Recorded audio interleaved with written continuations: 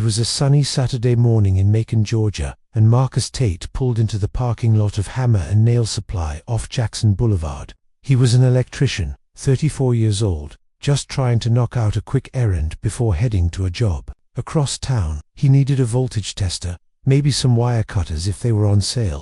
The job was straightforward, swapping out an electrical panel in a duplex on Carver Street. No big deal, just another day. Marcus stepped out of his truck, keys jingling in his hand, and walked toward the store. The automatic doors slid open, and he gave a quick nod to the guy behind the counter, an older dude with a gray beard and a name tag that read Carl. The place smelled like sawdust and metal, with tall metal shelves stacked with tools. Prices were scrawled in black marker. No fancy displays, just the good stuff. Marcus liked that. No nonsense, just what you need to get the job done. He made his way to aisle 5, the electrical section, scanning the shelves for what he needed. He was mentally checking off his week's projects, couple of rewirings, a ceiling fan installed when he felt it. You know that feeling when someone's watching you, not obvious, but just there. Out of the corner of his eye, he spotted an older couple, maybe in their late 60s, standing at the end of the aisle. The man had weathered skin and a permanent scowl. The woman, clutching a beige purse like it was a lifeline, had her eyes locked on him. Marcus shrugged it off. Maybe they were just browsing, trying to figure out what to buy. He grabbed a mid-range voltage tester, liked the rubber grip on it, and tossed a roll of Romex wire into his basket for good measure. But as he moved down the aisle, he noticed something. They moved to. Not fast, not obvious, but deliberate. He took 3 steps. They took 3 steps. He stopped. They stopped. He wasn't in the mood for this. Macon had been chill lately, and he wasn't looking for trouble. Just a quick stop, in and out. But 10 minutes later, as he headed toward the front counter, he heard it. Low, under the man's breath, but clear as a bell. They're always up to no good. It hit Marcus like a punch to the gut. Not loud, not even directed at him exactly, but meant for him to hear. His grip tightened on the tester, the plastic crinkling in his hand. He didn't turn around. Not yet. He knew how these things could go. One wrong move, one sharp word, and suddenly you're the bad guy. So he kept walking, slow and steady, toward the checkout. The counter was maybe 25 feet away when the woman's voice cut through the air, louder now. That's him. I saw him slip something in his pocket. Marcus stopped. He turned slowly, keeping his hands visible. The woman, her name was Evelyn, he'd find out later, was pointing right at him, her face twisted in this theatrical panic. Her husband, Leonard, stepped forward, puffing out his chest. I told you, Leonard said, loud enough for the whole store to hear. You're gonna let him just walk out? He's been following us, and he stole something. Marcus blinked, keeping his voice low but firm. Excuse me, I didn't take anything. You're out of line. You've got a screwdriver in your jacket, Evelyn shouted, her fingers still jabbing the air. Marcus raised his arms, showing off his fitted grey t-shirt. I'm wearing a t-shirt, no jacket, no pockets. Check me by now. Heads were turning. A woman in a denim jacket near the gardening section had her phone out, not filming yet but ready. A guy by the paint cans was glancing back and forth, trying to piece it together. The cashier, a young woman named Layla, maybe 21, stood frozen behind the register, her eyes wide. Leonard took a step closer, his voice dropping low. You think you can just walk out after scaring my wife? I never even spoke to her, Marcus said, arms still out, palms open. This is harassment. Evelyn fumbled with her phone, holding it up like a shield. He's threatening me. Get this on camera. He said he'd hurt me. Marcus didn't flinch. That's a lie. I didn't say a word. Layla's eyes darted from Marcus to the couple, her hand hovering near the register. Then Leonard muttered something that made the air in the store go cold. You're not leaving here unless it's in cuffs or worse. Marcus wasn't the only one who heard it. The woman in the denim jacket hit record on her phone. A guy near the front, wearing a faded ball cap, had his camera rolling too. Layla's face changed. Something clicked. She wasn't frozen anymore.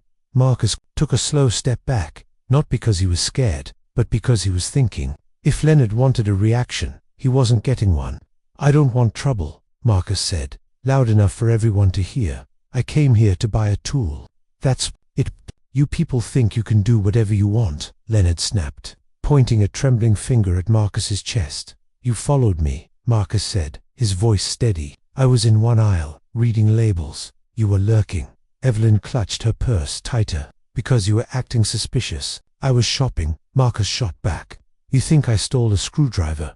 Check my clothes. Check the cameras. Leonard stepped closer. Too close now. We don't need cameras. We saw you. The guy in the ball cap spoke up, his voice cutting through the tension. I've been here the whole time. He didn't take anything. Evelyn's face twisted. Mind your own business. Nah, the guy said, holding his phone steady. This is my business now. Another shopper, a woman with grey locks and a tool belt, crossed her arms from the other end of the aisle. She's lying. I heard her change her story twice already. Evelyn's cheeks flushed red. This is a private matter. You made it public when you started yelling, the woman replied. And I don't like liars. Leonard's face was turning purple. Everyone always gangs up when we tell the truth. You didn't tell the truth, Marcus said, his voice calm but solid. You picked me out the second I walked in. Evelyn ignored him and turned to Layla. Call the police, now, before someone gets hurt. Layla's fingers twitched under the counter, but she didn't move. Her breathing was shallow, but her eyes were locked on the scene, taking it all in. Leonard patted his jacket pocket, like he was checking for something. You come near my wife again, I swear. Don't finish that sentence, Marcus. Cut in, his eyes narrowing. You think I'm scared of you? I've been scared before, but not in a hardware store, and not because of someone like you. The store went quiet, the kind of quiet that feels like it's holding its breath. Then a voice broke through from the back, a gravelly tone, calm but firm. It was the assistant manager, Gerald, an older guy with a slight hunch. He stepped out, holding a clipboard, his name tag glinting under the fluorescent lights. What's going on here? Before anyone could answer, Evelyn launched into her act again. He threatened us. He stole a tool and said he'd hurt me if we told anyone. Gerald looked at Marcus, then at the customers filming, then at Leonard. Sir, he said, his voice steady, did you just threaten someone in my store? He's dangerous. Evelyn screamed. Gerald didn't blink. I asked your husband a question. Leonard's mouth opened, but nothing came out. Gerald nodded. I'll be checking the footage now. If you're lying, you're the ones in trouble. Evelyn gasped. Are you serious? He's the one. You made the claim, Gerald said, his tone sharp. Let's back it up with facts. But before Gerald could head to the back, a faint siren wailed in the distance, getting louder by the second.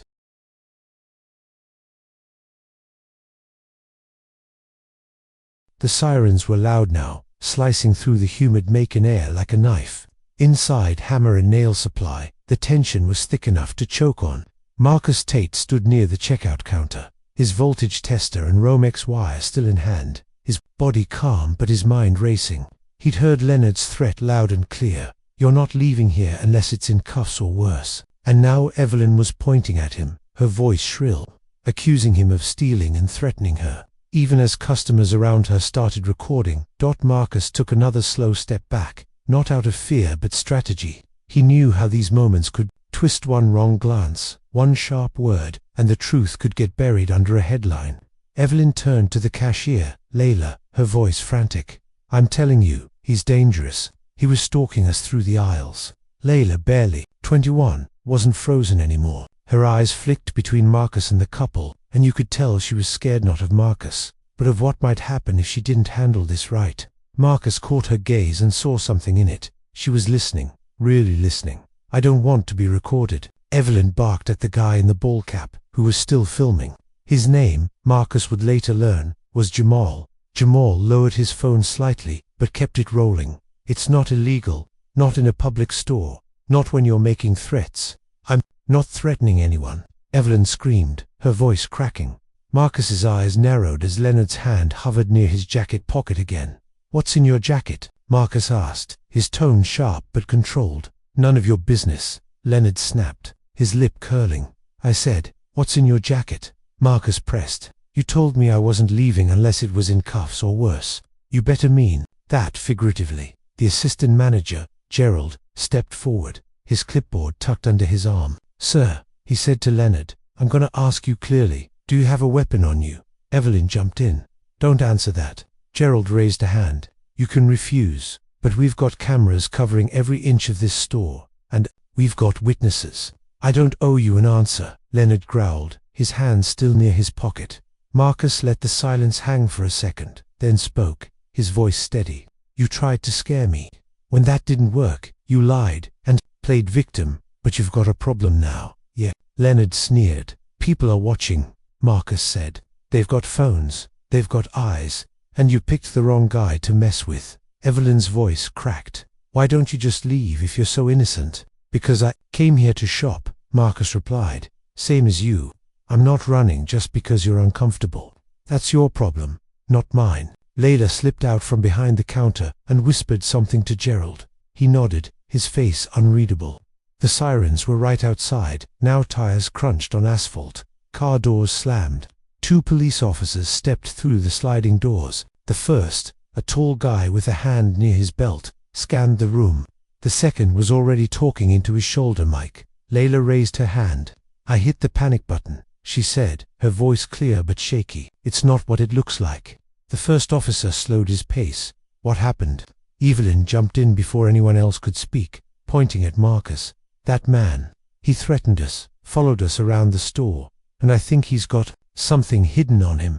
I don't have anything, Marcus said, raising both arms. Check me. Check the cameras. Ask anyone here.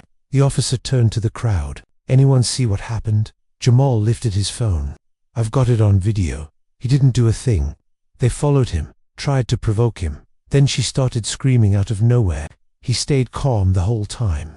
The woman with grey locks, standing near the tool section, spoke up next. She called him a thief, and when he told her to back off, they started threatening him. Evelyn's jaw dropped. You're taking his side. No, the woman said, her voice flat. I'm telling the truth. Gerald chimed in. We can show you the store footage. This man didn't do anything wrong, but the older guy over there made a threat loud enough for half the store to hear. The first officer nodded. Let's see the footage. Evelyn kept talking, her voice climbing. This is ridiculous. I'm the victim here. But as the officers moved toward Leonard, he turned his head and said, just loud enough for Marcus to hear. You'll regret this. Marcus didn't react, but his jaw tightened. He wasn't giving Leonard the satisfaction of a response. The second officer stayed behind, asking Evelyn questions, but she kept talking over him. I'm the one who felt threatened. He kept circling us. I never moved toward them, Marcus said. They followed me. I stayed in aisle 5 for 10 minutes, picking out a tester. Why would we follow you? Evelyn spat.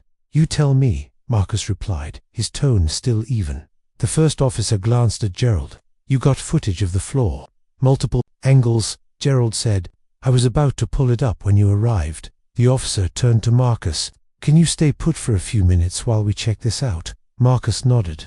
I'm not going anywhere. The woman with grey locks stepped closer and touched his arm lightly. We saw it all. Hun, you handled yourself right. Thanks, Marcus said, giving her a quick nod. Evelyn wasn't backing down. Why are you treating me like the criminal? She snapped at the officer. I'm a woman. I was scared. We're not treating anyone like a criminal, the officer said, his voice calm but firm. We're getting the facts. And right now, multiple people are saying the same thing, including your husband making a direct threat. He didn't mean it literally, Evelyn said, her tone shifting, almost pleading. It was just words. It's not just words when you're reaching for your jacket at the same time.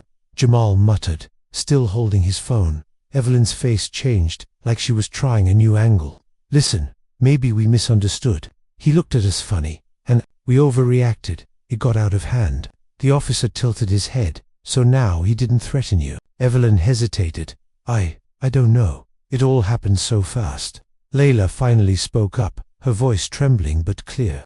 He didn't threaten her. I was here the whole time. He was calm. She was the one shouting. Evelyn's eyes snapped. To Layla, you're just taking his side. No, Layla said, her voice steadier now. I'm saying what I saw. The store was quiet again, but it wasn't calm. Everyone was watching, waiting.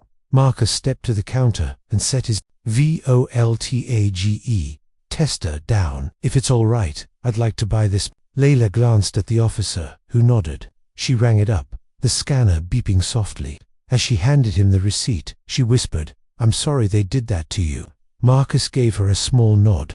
You did the right thing. Gerald reappeared from the back, walking fast. He waved the officer over. We've got the footage. It backs up everything. The couple followed him for 3 aisles. There's no theft, no threats from him. And the older guy definitely said, "What people heard, it's all time-stamped." The officer turned to his partner. "We're bringing them both in." Evelyn's voice broke. "Wait, what? For what? I didn't do anything." "You made a false claim," the officer said, "and he made a threat, but I was scared." Evelyn stammered, stepping back and bumping into a display of work gloves. "You can't arrest me for being scared. You can't make a false report in public, on camera," the officer replied. Before anyone could say more, Evelyn dropped her purse and bolted for the door. The sliding doors whooshed open as she sprinted into the parking lot, her flats slapping the pavement. The second officer took off after her, his boots heavy on the floor. The first officer stayed behind, radioing it in dot inside. Nobody spoke for a moment. The automatic doors hissed shut. Then Jamal shook his head. She really thought she could just run. Gerald rubbed his forehead, looking drained. "I've been in retail 25 years. Seen shoplifting, fights, you name it. But this is next level." Layla gripped the counter, her knuckles pale. Marcus looked at her. "You okay?" She nodded slowly, then met his eyes. "I didn't know what to do at first. But when he said that thing about cuffs or worse, that's when I hit the button." "You did good," Marcus said. "That probably kept this from getting uglier." She nodded again, a little stronger. It felt real, like he meant it. "I thought he had something in that jacket." "So did I," Marcus said. "That's why I kept my hands out. I know how this can go." Gerald joined them, his voice low. "You kept it together, man. Most people wouldn't." Marcus didn't answer right away. He glanced out the window, where the officer had caught up to Evelyn by a silver sedan. She was yelling, arms flailing, but the officer just held her arm, waiting for backup. "Keeping it together doesn't mean I wasn't scared," Marcus said finally. "I've got a nephew, about Layla's age. I was..." Marcus Tate stood just inside the sliding doors of Hammer and Nail Supply, the voltage tester still in his hand, the weight of the moment pressing down on him. Outside, the officer had Evelyn by the arm near a silver sedan, her voice carrying faintly. As she argued, inside, the store was quiet, but it wasn't the kind of quiet that feels peaceful. It was the kind that follows something ugly, like the air still vibrating. The cashier, Layla, gripped the counter, her knuckles pale. The assistant manager, Gerald, rubbed his temple, looking like he'd aged a decade in 10 minutes. Customers, some still filming, watched in silence. Then a voice broke through, low and urgent. "Wait." Marcus turned. It wasn't Gerald or the remaining officer. It was Jamal, the guy in the ball cap who'd been recording.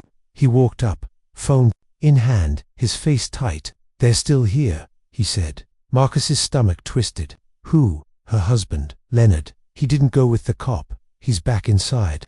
Marcus's eyes flicked toward the aisles. Past the paint cans, near the back of aisle 7 pluming supplies, Leonard Kimbrough was crouched behind a stack of pipe fittings. His jacket was half zipped, his hand buried deep in his pocket. His eyes were locked on Marcus, not blinking. "Hey!" Jamal shouted, loud enough to echo. "We got a problem here." Layla poked her head out from behind the counter. Gerald stepped forward, his clipboard forgotten. The first officer, still in the store, spun around, hand on his holster. "Sir, stay where you are," he said, striding toward aisle 7. Leonard stood slowly, his shoulders squared, his face twisted with something wronger, maybe desperation. "I ain't finished," he muttered, his voice low but venomous. "Sir," the officer said, his tone sharp now, "show me your hands, right now." Leonard's gaze didn't waver from Marcus. "You ruined everything," he said. "My wife's crying in a cop car because of you." "She's crying because she lied," Marcus said, standing near the exit, his voice firm. "And you threatened me in public. That's on you." Leonard took a step forward. Marcus didn't budge. "I'm not scared of you," Marcus said. "You're a coward. You thought nobody would call you out, but they did. You think I care what they say." Leonard spat. This used to be a place where people knew better. The officer was closing in, his voice steady but commanding. "Hands, where I can see them, or you will be restrained." The woman with grey locks, who'd been watching from the tool section, started walking closer. "Everyone's watching," she said, her voice carrying. "Make your next move careful." Leonard's hand twitched inside his jacket. The officer didn't wait. He lunged, grabbed Leonard's wrist, and twisted his arm behind his back in one smooth motion. Something small and metallic clattered to the floor, a folding knife, maybe 3 inches long, glinting under the fluorescent lights. The store went dead silent. The sound of that knife hitting the ground echoed like a gunshot. Marcus stared at it, his heart pounding. It wasn't big, but it was enough to make every fear real. Enough to prove he'd been right to keep his hands visible, to stay calm, to not give Leonard the reaction he wanted. Gerald stepped forward, shaking his head. "You brought a knife to a hardware store. You were gonna stab someone over a lie." Leonard didn't answer. His face was red, veins bulging, his eyes wild as the officer cuffed him. A customer near the front, an older guy in a flannel shirt, picked up the knife with a rag and handed it to the officer, who slipped it into an evidence bag. "You're done," the officer said, tightening the cuffs. "We're charging you with aggravated threats and intent to cause harm." As Leonard was marched out of the aisle, he didn't resist, but he didn't shut up either. She panicked. He shouted, "I didn't mean to hurt anybody. I just wanted to scare him, make him leave us alone." The officer didn't flinch. "You did more than scare." He slammed the door of the patrol car after shoving Leonard inside. Marcus stood frozen, staring at the spot where Leonard had been hiding. The stack of garden hoses, the pipe-fitting zit, felt surreal, like a predator had been waiting for the right moment.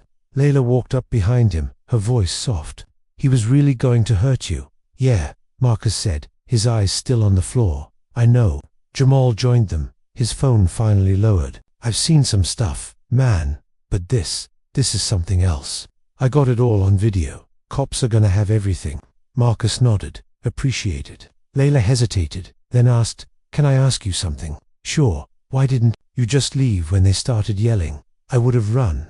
Marcus paused, then looked her in the eye. "Because if I ran, that's the story they'd tell, that I was guilty, that I did something wrong. And I've got people in my life who need to know you can stand your ground without throwing a punch, even when it's hard." Layla nodded, her eyes wide but understanding. Outside, a second patrol car pulled up, lights flashing but sirens off. The first officer waved his partner over as Leonard, now fully restrained, was loaded into the back seat. Evelyn, still in the first cruiser, sat slouched, her earlier bravado gone. She wasn't talking anymore, just staring out the window, her face a mix of shock and confusion. Jamal, who'd introduced himself properly now, walked over to the officers and handed them his phone. Got it all from her, yelling to the knife hitting the floor. "You'll see everything." The officer nodded, "Appreciate it. Mind sticking around a bit longer?" "Sure," Jamal said, glancing at Marcus. "I'm not leaving till he's good." Marcus gave a slight nod, but his mind was still spinning. Gerald stepped outside, wiping his hands on his apron like he could shake off the tension. "They're pressing charges," he told Marcus. "Assault by threat, possession of a weapon, false report, disorderly conduct. The footage seals at multiple angles, multiple witnesses." Marcus exhaled through his nose. "Still doesn't feel real." "That's because it shouldn't be," Gerald said. "But it happens." Layla came out with a paper cup of water and handed it to Marcus. "It's not much, but here." He took it, nodding. "Thanks." "You good to drive?" she asked, her voice hesitant. "I think so," Marcus said. "Just need a minute." The officer who'd stayed behind turned to Marcus. "I know this was a lot. If you want to make a formal statement, we can bring you in later this week, or we'll send someone to you." "I'll come in," Marcus said. "I want it on record." "You handled yourself better than most," the officer said. "That probably saved lives today." Marcus nodded, but didn't reply. His eyes drifted to the parking lot. The day was still bright, still hot, still normal, but he wasn't. Something inside him felt cracked open, exposed. Gerald stepped closer.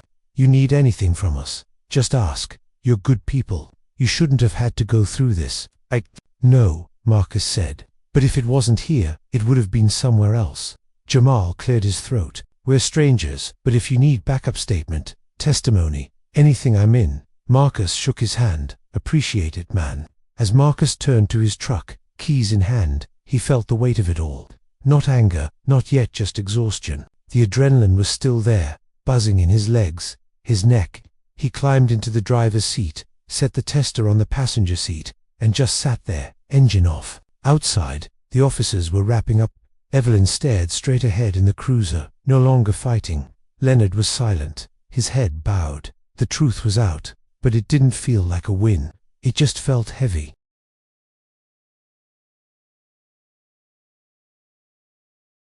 Marcus Tate sat in his truck outside Hammer and Nail Supply, the engine off, the voltage tester sitting unopened on the passenger seat. His hands rested on the steering wheel, but he wasn't moving. The parking lot was buzzing patrol cars with flashing lights, officers talking into radios, and a small crowd of customers lingering near the entrance, some still filming. Inside, the air had been heavy, like the whole store was holding its breath. Out here, it wasn't much better. Through the windshield, Marcus could see Evelyn in the back of one cruiser, her head low, her earlier smugness gone. Leonard, cuffed, in the second car, wasn't talking either, just staring at the floor. The knife, that small, sharp thing that had clattered to the ground, was now in an evidence bag, sealed and undeniable. Marcus's heart was still racing, the adrenaline buzzing in his veins like static. He'd kept his cool, stayed calm, but it didn't feel like a victory. It felt like survival. The store doors slid open, and Jamal, the guy in the ballcap hood, recorded everything, stepped out. He walked over, phone in hand, and tapped on Marcus's window. Marcus rolled it down halfway. "They're taking them both in," Jamal said. "Figured you'd want to know." "Appreciate it," Marcus said, his voice quieter than he meant it to be. "You all right?" Jamal asked, leaning against the truck. Marcus paused, staring at the dashboard. "I don't know, man. I think so. But I don't know what all right even means right now." Jamal nodded, like he got it. "That's fair. I've seen some stuff, but this, it's heavy." Inside, the officers were wrapping up. The first officer, who'd cuffed Leonard, was reviewing footage with Gerald, the assistant manager. The store's security cameras had caught everything Marcus browsing in aisle 5.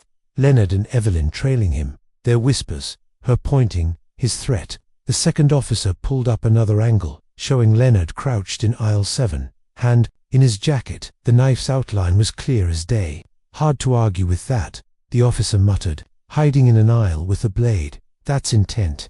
Gerald shook his head. What were they even thinking? Get him arrested and walk away clean? Maybe, the officer said. Or worse. We'll never know exactly what he planned, but the law's clear when threats turn physical. Back in the truck, Marcus started the engine, the low rumble steadying him. He looked at Jamal. "You know the worst part. It's not the knife or the threat. It's that they thought nobody would question them. They thought their word was enough." "Yeah," Jamal said, his voice low. "They counted on people staying quiet, but they didn't. People spoke up," Marcus said, almost to himself. "That's what I'm holding on to." The store doors opened again, and Layla, the young cashier, stepped out, looking nervous. She clutched her phone and walked over to the truck. "Hey," she said, her voice soft. "I just called my mum, told her what happened." "She okay?" Marcus asked. "She cried," Layla said, "told me to be careful, but she's proud I didn't freeze." "You were brave," Marcus said. "You listened. You trusted what you saw." Layla gave a small smile. "I'm writing about it for my journalism class." "You should," Marcus said. "The truth matters." As Marcus put the truck in gear, he glanced at the officers one last time. The first officer was on his radio, confirming something about transporting Leonard and Evelyn to County Holding. The second was talking to Gerald, who was still shaking his head. "This footage, plus the phone videos, plus our body cams," the officer said. "It's airtight." Marcus pulled out of the lot, turning onto Jackson Boulevard. The road was quiet, just the hum of his tires and the soft whir of the AC. He didn't turn on the radio, didn't check his phone. He just drove, letting the silence sit. His hands were still tight on the wheel, and he didn't realize how much, until he pulled into the back lot of a small apartment complex where he was supposed to fix a panel later. That job could wait. Right now, his hands were shaking too much to touch live wires. He cut the engine and leaned back, staring at the truck ceiling. The whole thing kept replaying Evelyn's fake panic, Leonard's muttered threat, the knife hitting the floor. It was like a loop he couldn't stop. He pulled out his phone, ignoring the notifications piling up. A text from his older sister Kayla, a nurse in Savannah, caught his eye. "You good? Saw something on FB about a hardware store incident. Was that you?" Marcus stared at the message, then typed back, "Yeah, it was me." 3 dots popped up instantly. "What happened? You okay?" He sighed, then hit the call button. He didn't want to type it all out. Kayla answered on the first ring. "Marcus, you all right?" Her voice was sharp, worried, physically. "Yeah," he said. "It was a lot." He gave her the short version. The store, the couple, the accusations, the knife, the arrests. Kayla was quiet for a moment. Then, "You could have died in there. You know that." "I know," Marcus said. "You didn't even do anything. I know that too." Another pause. "You gonna talk to someone about this?" Kayla asked. "I don't know," Marcus said, his voice low. "Maybe. You need to," she said. "This doesn't just go away. You carry it." "Yeah," he said, exhaling. "Can I crash at your place this weekend?" "Always," Kayla said. "Bring that tester. I've got a bad outlet you can fix." Marcus chuckled, the first time he'd felt a spark of normal all day. They didn't say much else. Sometimes siblings know when to let it rest. He opened his social media, scrolling. For the first time since it all went down, a local news page had posted about the incident, with blurry screenshots from Jamal's video and a headline, "Man targeted in hardware store confrontation. Customer footage tells the truth." Comments were flooding in, some angry, some supportive, some just noise. Marcus watched the clip. His own voice came through, calm and steady. "I didn't take anything. Check the cameras." Then Evelyn's yelling, Leonard's threat, the officer moving in. It was all there, raw and real. He didn't feel relief or anger, just both, tangled together. Then he thought of Layla, her shaky voice when she spoke up, her wide eyes when she handed him that cup of water. He opened Instagram, found her public account, and sent a message. "Thanks for what you did today. You didn't have to, but you did. I won't forget it." She replied a few minutes later. "I just said what I saw. Hope you're okay," he typed back. "Not yet, but I will be." Marcus set the phone down and leaned back again. The weight of it all was still there, but something else was to a clarity he couldn't ignore. This wasn't just about him. It was about every person who'd been cornered, accused, or erased. One moment of truth, one room full of strangers willing to speak up, had made the difference between silence and something else. He started the truck again, pulling onto the road. The day was still bright, the world still moving, but Marcus was different now. He didn't know how yet, but he felt it.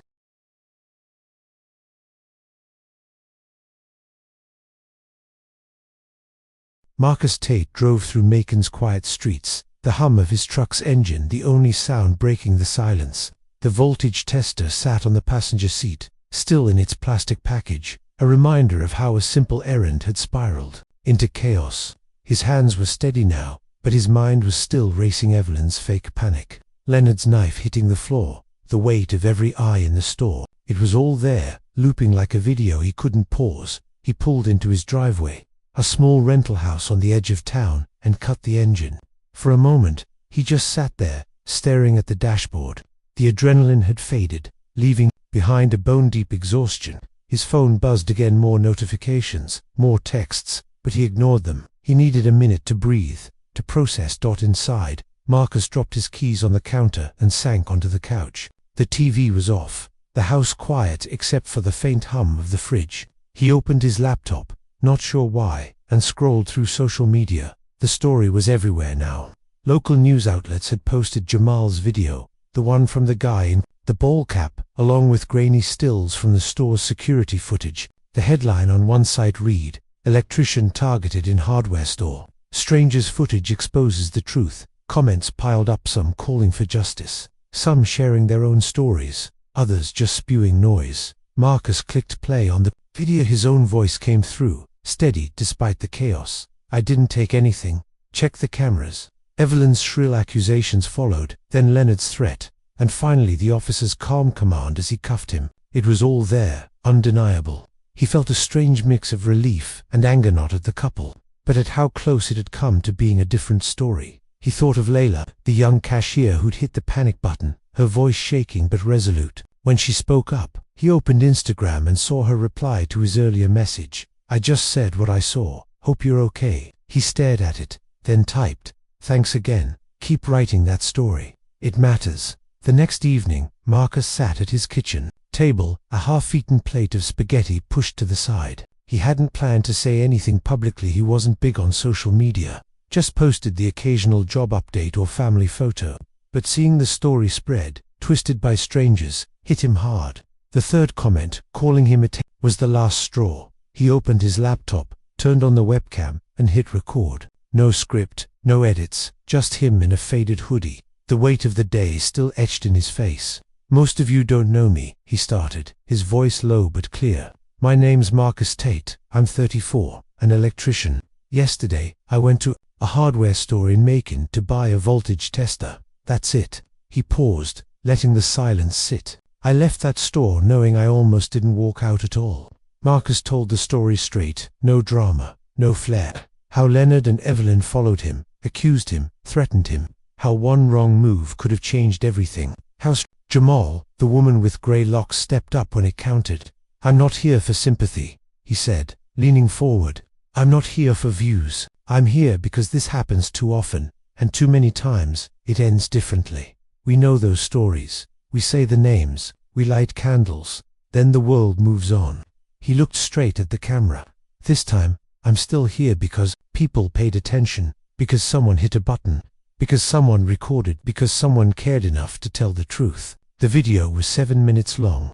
Marcus didn't watch it back, didn't edit it. He posted it to Facebook and linked it to his quiet YouTube channel, then closed the laptop and walked away. By morning, it had 15,000 views. By noon, 400,000. Local activists shared it, then community leaders, even a couple of national figures who'd never have known his name otherwise. The comments were a flood. People who'd been through similar moments. People who'd stayed silent and regretted it. People who said Marcus's story made them want to speak up next time. One message stuck with him, from a woman in Atlanta. "I was in a store last year. Same thing happened. Nobody said anything. Watching you made me feel seen."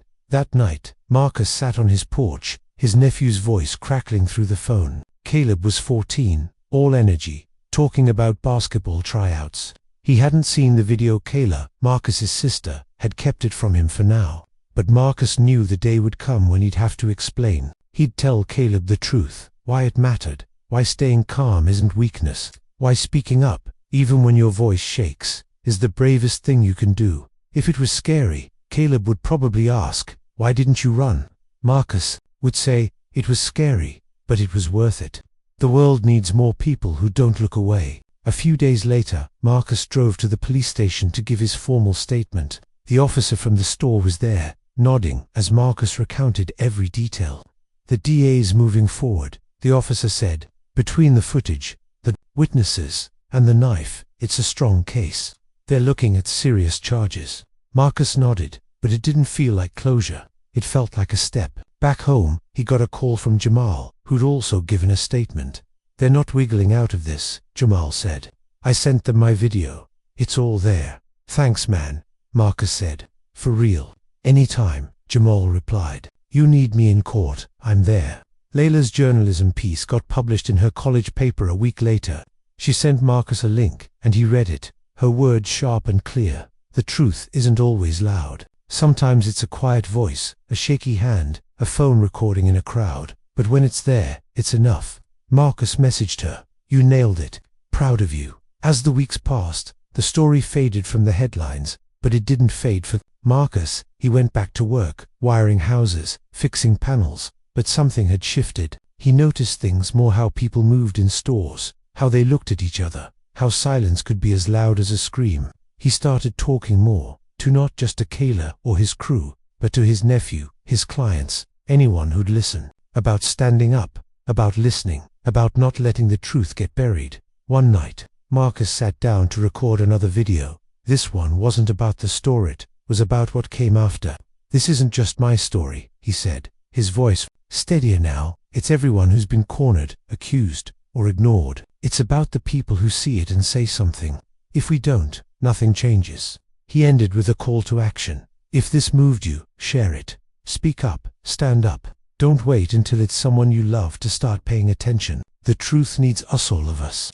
The video went up, and the views climbed again, but Marcus didn't check the numbers. He was already looking forward, carrying the weight and the hope of what he'd learned. For Layla, for Jamal, for Caleb, for everyone watching and waiting for the next time, because there'd be a next time. And Marcus knew the only way to make it end right was to keep showing up, keep speaking, keep standing.